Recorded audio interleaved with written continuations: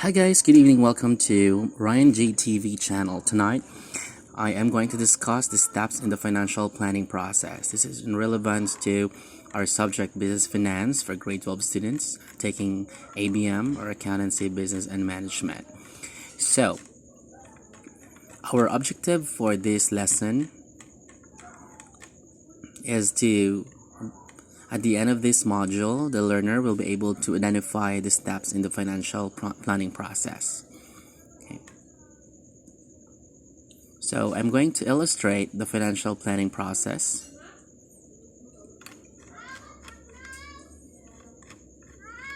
Okay, there are questions that we need to ask ourselves if the financial planning applies only to the area of finance, if the financial planning is solely undertaken by the finance department of an organization. Is financial planning making a forecast in the financial operation of the business? These things will be answered as we go through with this module. So what is the financial planning process? Meeting the plans is good. However, failing to meet the plans is not equivalent to failure if the reasons for not meeting such plans can be justified, especially when the reasons are fortuitous in nature and are beyond the control of the management. Measuring actual performance vis-a-vis the plans even at the early start of the year allows the management to assess the company's performance and come up with remedial actions if warranted. That is why a financial planning process is very important in the organization, because it will help the company to forecast their performance in the coming quarters with regard to how they run the company. If they have financially planned the corporation or the goals and objectives of the company, basically they will be able to have a very good actual performance. So before proceeding to the financial planning process, we will have first to know the importance of planning. So why is planning important? Planning is an important aspect of the firm's operations because it provides roadmaps for guiding, coordinating, and controlling the firm's actions to achieve its objectives. So without planning, basically, the firm's operations will become topsy-turvy. That means they will not have a very good direction or guide as what objectives and what results that they want to achieve in a certain quarter. Management planning is about setting the goals of the organization and identifying ways on how to achieve them. So of course, different managers in the departments will work hand in hand to come up with financial planning together with the vice president of finance in order for them to have a very good plan in achieving results for that particular quarter. So there are two phases of financial planning. So financial planning starts with long-term plans, which would then translate to short-term plans. So what is the long-term financial plans? These are set of goals that lay out the overall direction of the company. A long-term financial plan is an integrated strategy that takes into account various departments such as sales, production, marketing, and operations for the purpose of guiding these departments towards strategic goals. So meaning to say, as I've mentioned earlier, the different departments should work hand in hand, the sales, production, marketing, and operations, and they should come up with their financial goals in order for them to have an overall goal in that specific organization. Those long-term plans consider proposed outlays for fixed assets, research and development activities, marketing and product development actions, capital structure, and major sources of financing. Also, included would be a termination of existing projects, product lines or line of business, repayment of retirement or outstanding debts, or any planned acquisition. So that should be part of the long-term planning. So if they have, for example, they have a certain product and they want to phase it out or they want to cancel that product, so it should be part of their planning. If they have existing projects and they want to terminate it, it should also be included in their financial planning. If they have repayment or retirement of outstanding debts and any planned acquisitions. or when you say plant acquisition, these are the properties or equipment that they want to acquire. If they want to acquire additional branch or additional equipment to be used by the company. So short-term financial plans, what is this? This specifies short-term financial actions and the anticipated impact of those actions. Part of the short-term financial plan including setting the sales forecast and other forms of operating and financial data. This would then translate into operating budgets, the cash budget, and pro forma financial statements. For the purpose of this topic, emphasis will be made on short-term financial planning. So we'll be more focusing on the short-term planning. Okay. So in short-term planning, it is a period of 1 year or less. It is detailed, and its focus is for everyday functions or operations of the company. So who are involved in short-term planning? Top management is still involved, but there is more participation from lower managers. Meaning to say, the CEO, the vice presidents can still be involved, but the focus of short-term planning is the participation of the lower level managers, such as the production, marketing, personnel, finance, and plant facilities, because their inputs are crucial at this stage since they are the ones who implement these plans. So meaning to say, the top management should involve the lower management because the needs, or all of the things that they need in their operations needs to be determined, in order for them to come up with a plan. So they cannot proceed to long-term planning if they haven't taken the information or the things that are needed by the lower management or the people involved in production, marketing, personnel, finance, and plant facilities. Okay, so there are different types of planning. So we have financial planning, corporate planning, strategic planning, project planning, or capital expenditure planning, operational planning. We'll be more focusing on the financial planning because our main objective is to identify what is financial planning and its processes. So financial planning refers to the process of determining the best uses of the financial resources of an organization to attain its predetermined objectives and the procurement of the required funds at the least cost. We need to say a certain company has its budget, has its resources or financial resources. They have capital, they have cash available, they have liquidities. However, the goal of financial planning is to make sure that these resources can be used to acquire or to attain the objectives set by the company, and to make sure that these resources are procured properly and to lessen or maximize cost. Okay.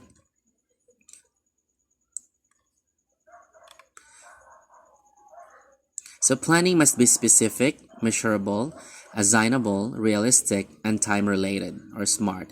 The other term for assignable is attainable. Okay, when you say specific, from our previous learning in our major subjects in ABM, S or specific means it is a target a specific area for improvement. Measurable, it means from the word measure, it can be quantified or at least suggest an indicator of progress. So what it talks about how you're going to gauge or measure the progress of your company. Assignable means specify who will do it, who is responsible in doing a specific plan of action. Realistic, state what results can realistically be achieved given available resources. So it's part of the assessment that the goals needed by the company should be realistic or achievable. And then time related, so that the time result must be bounded by time, and it must be achieved at a specific period of time. So there's a smart way to write management's goals and objectives. Okay, so the first step in financial planning process is first to set goals or objectives. So what is really your purpose of doing the financial planning? So that is your goal or objectives. For corporations, long-term and short-term objectives are usually identified. These can be seen in the company's vision and mission statements. The vision statement states where the company wants to be, while the mission statement states the plans on how to achieve the vision. Example of a company's vision mission are as follows. So, for Jollibee Food Corporation, their vision is to excel in providing great tasting food that meets local preferences better than anyone, to become one of the three largest and most profitable restaurant companies in the world by 2020. Their mission is to serve great tasting food, bringing the joy of eating to everyone. So, of course, the company's mission and vision vary depending on the type of companies that you are dealing with. So for Jollibee, if you look at their financial planning process, the financial planning involves here is to become one of the three largest and most profitable restaurant companies in the world by 2020, meaning to say they want to achieve a big portion of profit margin by the end or by 2020. So that is their goal. So it can be measured. Okay. So let's take a look on the financial process, the first financial process in our own personal perspective. So earlier we talked about a big corporation, but now let's talk about ourselves for us to understand better the concept of setting goals or objectives in a financial planning process. For example, you want to save money, let's say 1,000 pesos per month for 12 months. Okay, that is your goal because you want to buy something at the end of the year. So we need to say the reason why you're saving money, or you want to plan for your money on how to save it, because you have a goal, and that is buying a specific gadget, for example, at the end of the year. So you have to set goals. How much are you going to spare, are you going to save in order for you to buy a gadget? So you have decided that in order for you to buy a gadget at the end of the year, you need to save 1,000 pesos from your income. So that's your goal or objectives. So it is the first financial planning process. The second financial process is identifying resources. So when you say identifying resources, it includes production capacity, human resources, who will man the operations, and financial resources. This is for the corporate world. But let us take a look on our personal perspective. So earlier I have mentioned that you want to buy a gadget and that's your goal, saving 1,000 per month. So you have to identify resources. Where are you going to get this money from? Okay, for example, you have your job, you're earning 15,000 a month. So we need to say 1,000 from your salary at the end of the month will be saved. So you already identify which resources you will get this money from. Or say, for example, you are receiving a lower salary, so your expenses is too much, and you cannot save 1,000 anymore. So all you have to do is to say, for example, you have your part-time job or part-time business.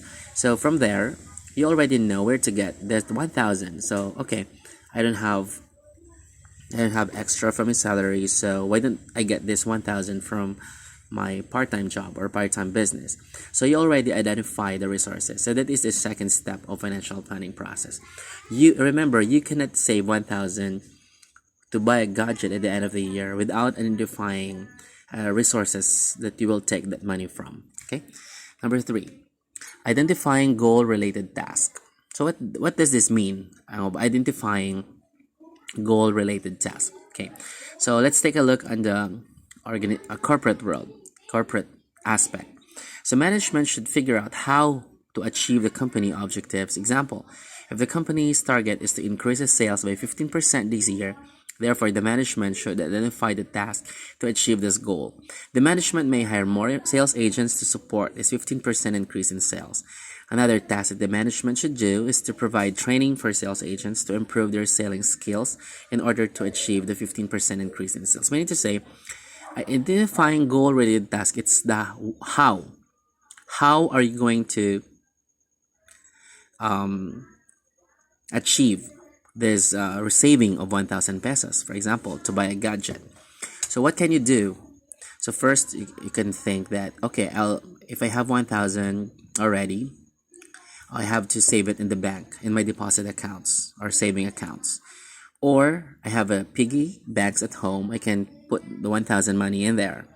Okay, so you already identify what to do in order to achieve that the saving of 1,000 pesos every month will be materialized in order for you to buy a gadget at the end of the year. That's how it works. Okay, that is the third financial planning process. Number four, establishing responsibility centers for accountability and timeline. Okay, so first let's take a look on the corporate aspect. The management should identify which department should be responsible for the task identified in step 3. So the goal is 15% increase in sales, therefore it is the responsibility of the head of sales department and marketing department. Other departments are also responsible to achieve this goal. The production department must ensure that there are enough units to sell and they are of good quality. Also, the human resource department must supply the right people to perform the job of achieving the company goals. Okay, that's how it works for corporate aspect. But let's take a look on the personal perspective. Given the situation that you have saved 1,000 pesos every month to buy a gadget at the end of the year. It is your goal. So now you have to establish responsibility. Now, you have to monitor who is responsible to monitor that this 1,000 pesos is saved every month. So of course, since you are doing it on your own goal, so basically you can write it down in your notebooks. For example, for the month of November, saved of 1,000 pesos. For the month of December, saved 1,000 until you have reached your goal. Okay, so monitoring can be done as an accountability or responsibility strategy. Okay, and number 4. Number 5, establishing the evaluation system for monitoring and controlling. So the management must establish a mechanism which allow plans to be monitored. This can be done through quantified plans such as budgets and projected financial statements. The management will then compare the actual results of the planned out budget and projected financial statement. Any deviation from the budget should be investigated. Okay, so evaluation must come in. For example, in the November, you have saved 1,000. On December, you failed to put 1,000. So of course, what will you do to monitor and control? On January, so if you have to pay 2,000 to cover up the last month's saving in order for you to reach your goal. Because if you will not pay your variance on January, you say you paid November, December, on January you were not able to pay. So on February, you have to pay 2,000 in order to cover the variance that you haven't paid in the month of January. That's the evaluation system comes in. And number 6 is determining contingency plans. So what does this mean when you say contingency? Contingency must be considered as well. Budgets and projected financial statements are anchored on assumption. Remember, we are only assuming. For example, you are just saving 1,000 pesos a month for 12 months at 12,000. However, at the end of December, there is an increase on that specific gadget. It became 15,000. So of course, you will not be able to reach your goal. Thereby, contingency is very essential in achieving your goal. So all you have to do, of course, is to make alternative plans. For example, if I have extra for February, I'll pay, instead of saving 1,000, I could pay 2,000 or 2,500, right? So that you have extra money or a buffer in order, if in case there is an increase rather in the specific gadget you're trying to buy. Okay. All right. So just to sum up the financial planning process, the first is to set goals or objectives. The second is identify resources. The third is identify goal-related tasks. 4, establish responsibility centers for accountability and timeline. Next is establish the evaluation system for monitoring and controlling, and the determining of contingency plans. So these are the very steps of financial planning process. Okay, so since I am a financial advisor for Sun Life Philippines as my company, so what I'm going to do is to explain to you the financial planning process of Sun Life as a company in order for you to understand how it works. Okay, so for example, I have a client.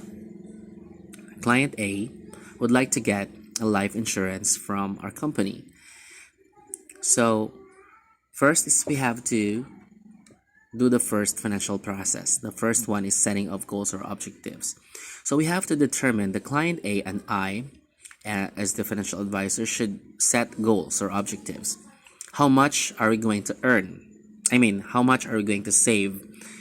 How much are we going to attain, or how much money are we going to attain at the end of the saving period? For example, a client is earning 10,000 pesos every month. So I have to do the financial need analysis. How much is the need of the client? How much is the goal that the client should set in order for this client to have the same comfortable life after a couple of years when this client lost his job, for example? Okay, so for example, the client is earning 10,000 pesos every month. Okay, let me calculate. So all we have to do in order to set goals, or the financial goal for this client, is you have to multiply this into 12 months. So meaning, 10,000 multiplied by 12, that is 120,000. Oh, sorry, 10,000 times 12 months, that is 120,000. So this 120,000 should be divided by 0.06, because this is the inflation rate, the expected inflation rate. Inflation is the increase of price after a couple of years. So we have to expect an increase of price or value of the money. So basically, we will be arriving with 2 million pesos. So meaning to say, this client needs to set 2 million pesos financial goal at the end of 5 or 10 years, okay, through his or her savings. Okay, so after determining the financial goal that is needed by the company, with the client A, which is 2 million, we have to identify our resources. Which should we get this 2 million? If the client will of course say, oh, I don't have that big amount of money, because 2 million is 2 million. It's not just a penny. Okay, so all you have to do is to help the client identify resources. Okay, you ask the client, what do you have? How you're earning 10,000 right now? Do you have other businesses or other part-time jobs? If the client would say, okay, I have a business and I'm earning 15,000 from there, and I have a part-time job earning 10,000, so I have a total income of 35. But my primary source is only 10,000 per month. Okay, so what will you do? So do not tell the client to pay the 2 million, because the 2 million is the target or the goal. So your second job is to let the client identify resources. Okay, client, so you need 2 million in 5 to 10 years, okay, as your financial goal. And how are you going to achieve it? So from your earning of 10,000 pesos plus your business, which is 15,000, and your other part-time job of 10,000, so you're earning 35,000 pesos. So if we will save 40% from your monthly income, you will need to save 14,000 pesos in order for you to achieve your 2 million goal at the end of 5 or 10 years. If the client would say, oh, that's 14,000 is too much. Okay, let's try to lower it down. So 10,000, 15, and 10. So the total client's income is 35. So why don't we get like 20% of it? So tell the client, okay, let's lower it down to 20% savings. So instead of why don't we save 7,000 per month, okay, from your 35,000, in order for you to at least meet the 2 million goal at the end of 5 to 10 years. Like I would say, okay, I'll agree with that. Okay, so it means you have already identified where to get this 7,000. So 7,000 per month savings will be taken from the primary income of the client, or from the client's business, or the client's part-time job. Okay, now let's identify goal-related tasks. Okay, how are we going to save this 7,000? Okay, so you ask the client, are you going to pay the 7,000 directly to the office, or you want to deposit in the bank, or you want to put it in the mutual fund and then let the mutual fund pay for you. Okay, so the client has the option where to pay or to hand in the payment. Okay, once the client would say, okay, I'll just pay to your office directly. That's good. So let's proceed to the step 4, establishing responsibility for accountability and timelines. Okay, client. So 7,000 will be paid monthly.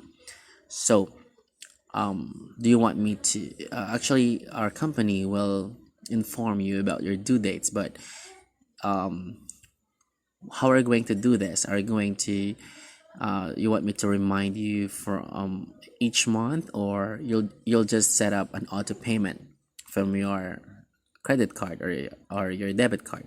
Okay, the client would say, okay, I don't want to miss my payment, so I'll just pay using my credit card. Okay, then that is the responsibility center. We're going to use a debit card for the auto payment of the 7,000. Next is establish evaluation system for monitoring and controlling. So you tell the client the company will send you a username and password wherein you will be able to monitor your contribution to the company. Okay, and then determining contingency plans. So you have to set alternative plans to the client. So if in case you failed to pay the 7,000, so you tell the client what will happen, or what will happen to the plan that he or she gets, or what are the things that you can do to avoid late payments. So financial planning process is very important. If you notice earlier, if the client would pay consistently the 7,000 per month, and that is